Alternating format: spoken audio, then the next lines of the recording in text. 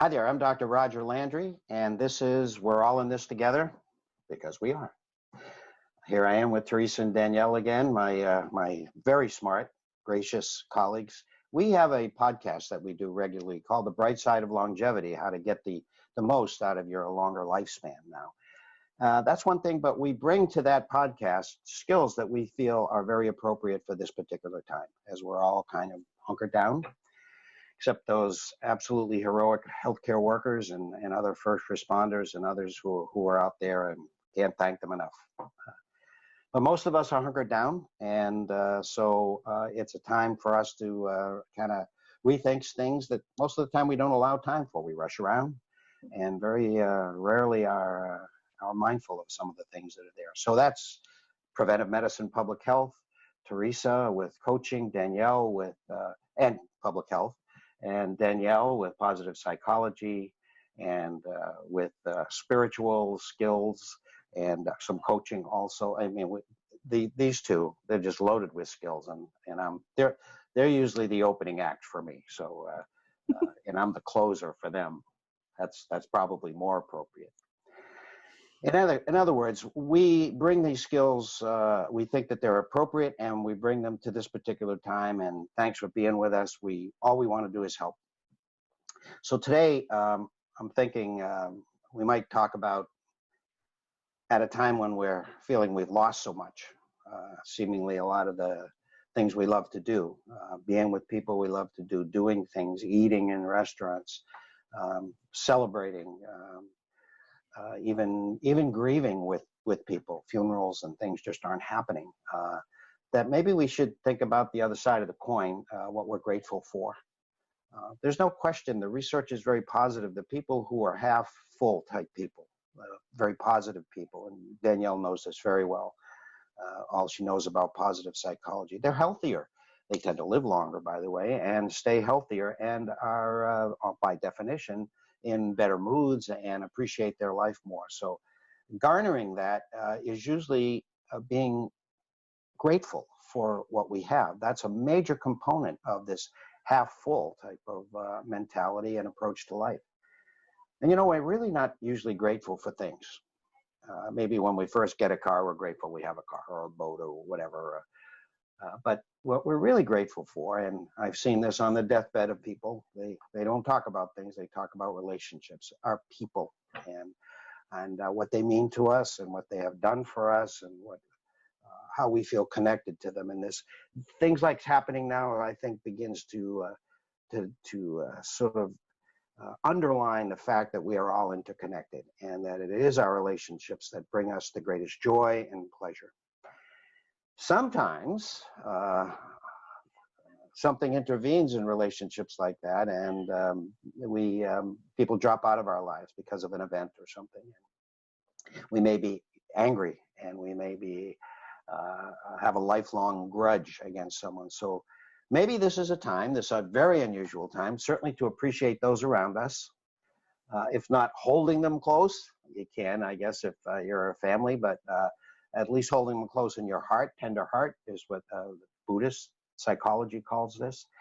But also to think about maybe someone who dropped out because of an event, and that it's time to forgive them. I hope you don't reach out to someone and forgive them and they say, I have nothing to be forgiven for. But that occasionally happens. But I think it's still worth the effort. And if not, well, just treasure the ones you have. And as usual, we're going to get some great practical ideas about gratitude and how to approach that and what that can mean for us. So, Teresa. Such good advice, Roger. Great thoughts. I think the point we're trying to make and have been trying to make is however you're feeling is okay. Unprecedented times for most of us. It's okay. No judgment from us, certainly, and hopefully no judgment from others, or no self-judgment. The question, though, I think we can ask ourselves is this situation, is this virus having maybe too much of an impact on our mental health? And the answer to that will be different for every single person. It's completely up to you. But if you decide that your mental health is taking too much of a hit, know that you absolutely have the ability to make a shift in your thinking, which generates how we feel always. And gratitude, to Dr. Rogers' point, is always an option. We can always generate really any emotion by our thinking, and gratitude is certainly one of them. An example would be I'm stuck at home versus I'm safe at home. Many of us have seen that online. So just a thought there about choosing to generate any feeling you want, coronavirus or not. And Danielle, I know you have some great thoughts about generating gratitude. Yeah, so you might remember on our very first video, I talked a little bit about gratitude, and I want to do a little refresher of that and then maybe take it a few steps further. So in that one, I mentioned you want to write down 3 things you're grateful for, 3 different things every day. And the reason why you're writing different things is because you're actually training your brain to look and scan for positive thoughts. And that's going to change your overall well-being. You're writing down the why because it gives it a lot more depth and meaning. And you're rereading it on times maybe when you're having a bad day because you're tricking your brain. It doesn't know that that event is not happening, but you're generating those positive emotions. So for today, to take that further, I would invite you and encourage you to share some of those things on your list with people you're in home with, call people on the phone and share those elements and invite them to share back. Because now what you're doing is having a shared positive experience. You're cultivating more happiness for the 2 of you or 3 or however many are on the call. And you're also just reinforcing and making those relationships deeper, which are really important right now. And then if when you look at your gratitude list, you find yourself writing down certain people who have been important to you, reach out to that person, send them an email, even if it's, your college teacher who was instrumental in your career today, and you want to send them an email saying, hey, I don't know if I ever told you, but this really had an impact on me. So reach out to those people and let them know that you're grateful. And the benefits are immense, greater immune system, better resilience, better sleep, less depression, your relationships will be better, and wait for it, greater longevity, which is what our show's about. So as I turn this back to Doc Roger, I want to wish him a very happy birthday. We are grateful for you and to work with you. So it's an honor. So happy birthday.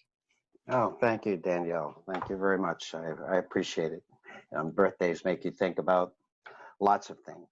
Well, wasn't that great advice, as I promised from these 2? This virus actually is a bit of a metaphor for this topic, because a virus really can't exist on its own. Some people say it's not even alive. It's just a little ball of protein inside some DNA around a fatty layer, and when it doesn't really die, it just kind of falls apart. But it becomes alive when it gets in you, and once it gets in you, it uses you to replicate itself and make more of itself, which can rot you basically from within. And I think it's the same way with this. Positive thoughts, gratitude can come in and cause a very positive thing to take over you, your very being, your very cells. Or the opposite can happen, depending on how you look at it. Great advice for all of us, right? Well, okay, thank you all very much. We're going to take our breath as usual, because we do need to stop and take a breath.